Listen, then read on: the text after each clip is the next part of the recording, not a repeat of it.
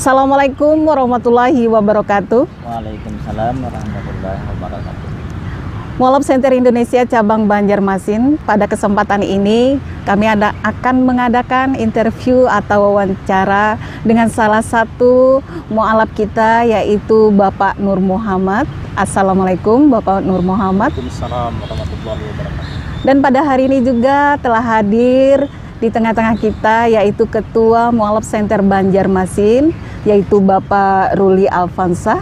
Assalamualaikum Bapak. Waalaikumsalam warahmatullahi wabarakatuh. Pada kesempatan ini, Bapak Ruli Alfansah sebagai Ketua Mualaf Center Banjarmasin akan mewawancarai Bapak Nur Muhammad yang telah mendapat hidayah dari Allah Subhanahu wa Ta'ala, sehingga Bapak Nur Muhammad ini memeluk agama Islam dan sangat tertarik sekali dalam menimba ilmu agama Islam.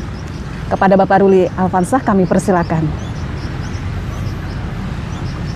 Assalamualaikum warahmatullahi wabarakatuh. Waalaikumsalam warahmatullahi Pak Nur Muhammad, jadi saya tertarik Pak untuk bertanya Pak ya. Iya. Yang pertama, apa agama Pak Nur Muhammad sebelum masuk ke dalam agama Islam? Baik. Assalamualaikum warahmatullahi wabarakatuh. Waalaikumsalam warahmatullahi Sebelumnya saya wabarakatuh. perkenalkan, nama saya Nur Muhammad. Dulu sebelum muslim, nama saya Imadi Murwate, asli suku Bali. Dulu saya agama Hindu Pak. Hindu Bali Pak ya. Nggih, Hindu Bali. Nah, sewaktu Bapak masuk ke dalam Islam, itu sebagai profesi Bapak sebagai apa? Apakah swasta, pegawai negeri atau apa Pak? Alhamdulillah, sebelum Islam saya dulu profesi saya sebagai anggota TNI. Anggota TNI. Nah Pak, kalau ini pertanyaannya mungkin agak lebih detail Pak ya. Iya. Sejak kapan Bapak masuk ke dalam Islam dan bagaimana prosesnya Pak?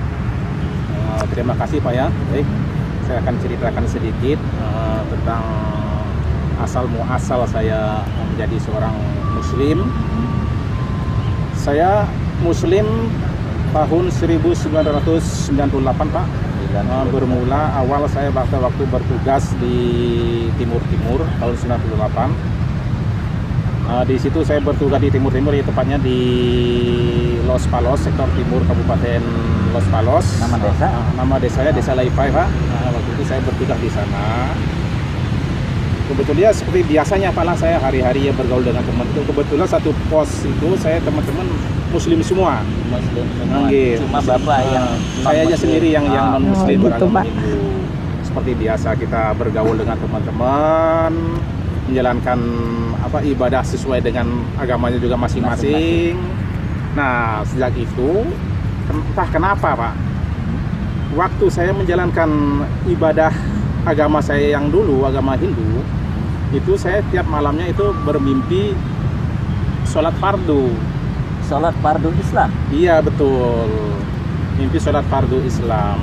Cuma dalam mimpi tersebut saya nggak ada berpikir bisa mengartikan mimpi tersebut, bahwa nanti ke depannya saya nanti jadi orang Muslim. Tidak ada berpikiran sama sekali, sedikit pun tidak ada. Nah, itu setiap malam saya bermimpinya itu. Hampir tiap malam. Selama Hampir berapa tiap malam. hari Pak? Kurang lebih 1 minggu Pak. 1 minggu. Oh, Tiap 1 malam minggu. berturut-turut saya mimpi sholat fardu terus, mimpi sholat fardu terus. Nah, pada suatu saat, pas suatu sore menjelang senja, itu kan kita di pos kumpul Pak dengan teman-teman menjelang siaga senja kan. Iya. Namanya kita di depan petugasnya kan, kalau sore kan mesti biasa kita kan siaga senja kan. Siaga senja. Nah, siaga senja sambil cerita-cerita dengan teman. Nah, pas kita kumpul tersebut, salah satu senior saya itu namanya Kopral Mursalin. Dia Muslim juga, asli dari Bima. Itu ngomong sama saya, "Dek," katanya, Ya. "tadi malam aku nih memimpikan kamu nih," kamu kayak gitu. Oh gitu. Terus saya bilang, "Mimpi apa Bang?" "Iya, tadi malam aku memimpikan kamu tuh dijemput 2 kereta kerajaan, Dek. Yang satu kereta berisi perempuan berjubah putih. Yang satu keretanya kosong. Mau datang ke pos, mau menjemput saya, Bu." Iya. Dan setelah sampai di pos, dia menceritakan mimpinya itu, kereta tersebut dihadang dengan 4 ekor anjing. tidak boleh menjemput. Maksudnya dihadang tuh dihalangi supaya jangan masuk ke kuasinya menjemput saya. Begitu dia selesai cerita mimpinya tersebut, senior saya itu, saya langsung spontan mengucapkan inna lillahi wa inna ilaihi rojiun. Kata-kata itu dari mana Bapak tahu? Innalillahi. Sebelumnya nggak tahu Pak saya. Iya. Mungkin langsung. Spontan. Iya, spontan mengucapkan itu. Dalam arti begini loh Bu. Kok saya bisa langsung mengartikan mimpi tersebut gitu loh. Oh, iya. Dengan mengucapkan innalillah. Begitu saya mengucapkan innalillahi wa inna ilaihi rojiun, tiba-tiba badan saya ini dingin Bu. Mulai dari kaki sampai tangan, semuanya lah dingin. Beku. Ini bibir saya ini beku sekali, rasanya dingin. Napas ini tiba-tiba ada seperti di tenggorokan. Begitu saya sudah kayak orang mau mati, napas ini sudah rasanya sudah di tenggorokan, ngomong pun terputus-putus. Saya ini langsung ngomong, kebetulan di samping ini di depan ini kan ada komandan saya. Iya. Pak Nur Rahman, Letnan Nur Rahman, Danton saya. Lalu saya ngomong sama Danton saya. Danton, saya bilang, mungkin saya cukup sampai di sini. Kalau memang saya ada salah dengan Danton, dengan rekan-rekan semuanya, saya banyak-banyak minta maaf, saya bilang. Jadi semacam ada firasat mau meninggal. Mau meninggal, iya. Saya banyak-banyak minta maaf dan tolong sampaikan pesan saya kepada kedua orang tua saya bahwa saya tidak bisa pulang ke rumah. Ya, karena merasa mau meninggal karena tadi merasa ya. sudah mau meninggal. Iya. Nah itu Bu. Terus yang teman-teman lainnya bilang jangan, dia bilang.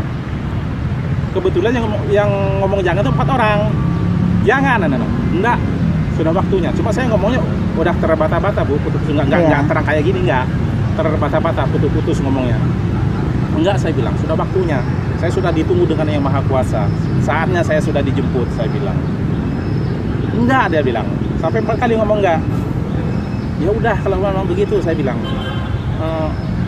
Sampai semuanya masuk, silahkan masuk ke dalam semua, saya bilang. Saya juga mau masuk ke dalam. Akhirnya yang lainnya pada bubar, masuk ke dalam masing-masing, hanya sekian orang aja yang ada di luar kan, yang jaga kan, jaga di luar pos, masuk ke dalam. Saya pun masuk ke dalam. Setelah sampai di dalam, tiba-tiba saya duduk, lepas baju, lepas celana, dalam kamar, hanya pakai celana dalam doang, duduk bengong. Cuma pikiran saya ini rasanya plong, tenang gitu, sama sekali nggak ada beban sama sekali. Modelnya gimana Bu ya? Seakan-akan saya ini nggak ada beban sama sekali, tidak memikirkan hal-hal yang enggak gitu loh. Oh ini orang tua saya nanti bagaimana? Oh adik saya ini bagaimana nanti? Nenek saya setelah saya tinggalkan mati. Nggak ada kepikiran sampai sekarang. Ya, jelas saya tenang, tenang sama sekali. Nah setelah itu pas saya duduk merenung, diam gitu dalam ketenangan, tiba-tiba seperti ada yang berbisik di telinga saya ini dengan di hati, ngomong kayak gini, Made, kamu itu sebenarnya sudah mati. Yang sekarang yang ada ini cuma ragamu aja, rohmu sudah nggak ada. Kamu itu sebenarnya sudah mati. Seperti malaikat ya. Iya, maksudnya kayak membisiki di telinga ini dengan ngomong di hati ini. Iya. Cuma saya tenang, nggak ada beban sama sekali, nggak ada rasa takut pun nggak ada, tenang. Setelah itu rohmu itu sudah diganti, maka malam ini juga jadilah kamu orang muslim. Malam ini juga kamu jadi orang muslim. Begitu selesai yang mau bisik itu kata itu, saya langsung bangun Bu. Bangun, turun, keluar. Saya langsung panggil Danton. Danton, saya bilang, izin. Ada apa deh? Sekarang juga saya minta baju yang suci, baju yang bersih, karena malam ini juga saya jadi orang muslim. Begitu saya selesai ngomong kayak gitu, Danton saya langsung masuk ke dalam Bu. Iya. Langsung masuk ke dalam, mencarikan baju, baju, mengambilkan sarung, mengambilkan peci. Saya pakai sarung, pakai baju, pakai peci. Begitu saya sudah selesai pakai semuanya, saya langsung spontan lagi mengucapkan Astagfirullahaladzim, Astagfirullahaladzim. Kok Bapak bisa ya? Padahal itu masih belum. Iya, belum ngerti apa itu istighfar, nggak tahu. Belum ngerti. Nggak tahu sama sekali apa itu istighfar, nggak tahu. Cuma saya spontan langsung bisa mengucapkan. Yang pertama innalillah, yang kedua istighfar. Iya, mengucapkan istighfar. Saya istighfar 1 malam suntuk, Pak. Semalaman. Nggak ada rasa ngantuk sama sekali. Mulai menjelang maghrib sampai pagi saya istighfar. Iya. Astagfirullahaladzim. Nanti saya sampai duduk, berdiri lagi, keluar lagi, masuk lagi. Ya, keluar masuknya itu ya isinya istighfar terus di mulut ini, istighfar terus. Pas ada teman saya ngomong, gimana deh katanya? Oh jangan pegang saya bilang. Kamu jangan pegang saya ini orang suci. Cuma saya ngomongnya itu di luar. Iya. Nalar saya antara Iya. sadar dengan tidak. Iya. Nah gitu. Antara sadar dengan tidak.